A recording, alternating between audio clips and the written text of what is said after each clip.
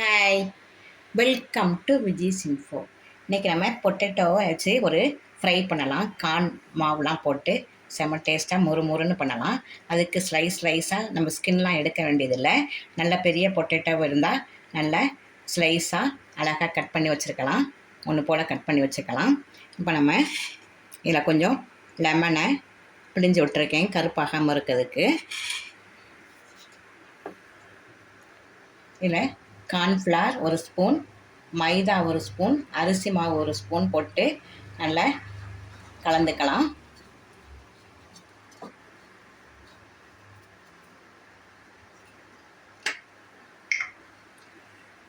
கொஞ்சமாக ஆப்ப soda,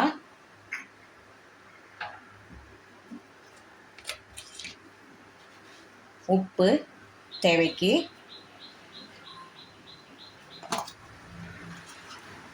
chilli flakes கொஞ்சம் இருந்தால் போடுங்க, இல்லாட்ட தேவையில்லை.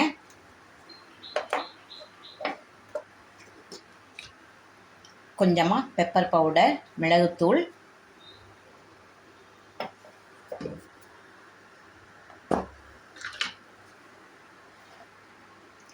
சில்லி பவுடர், காரத்துக்கு உங்களுக்கு என்ன தேவை அதை போட்டுக்குங்க.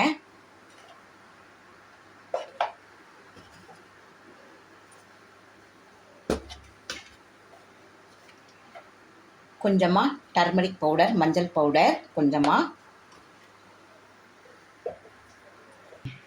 இப்போ எல்லாத்தையும் நம்ம ஒன்று போல் கலந்துக்கலாம்.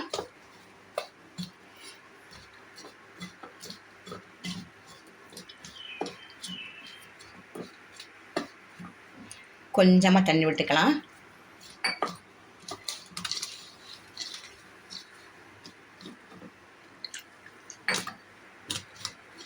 நம்ம பஜ்ஜி மாவு மாதிரி செய்ய போகிறதில்ல, அப்படி சும்மா துவச்சி தான் எடுத்து நம்ம ஃப்ரை பண்ண போகிறோம். அதனால்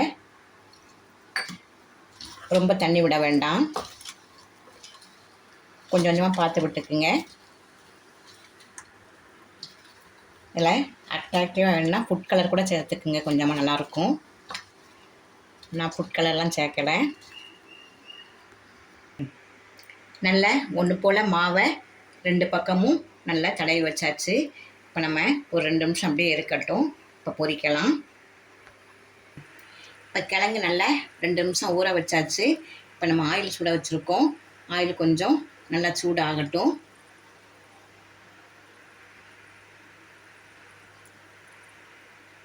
இப்போ நம்ம இதை ஒன்று ஒன்றா பொரிச்சு எடுத்துடலாம்.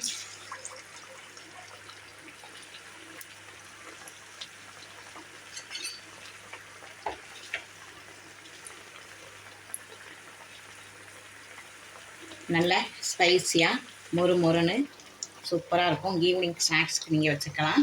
இல்லாட்டா தயிர் சாதத்துக்கு நல்லா சூட்டபுளாக இருக்கும். சாம்பார் சாதத்துக்கு எல்லாத்துக்கும் நல்லா சூட்டபுளாக இருக்கும்.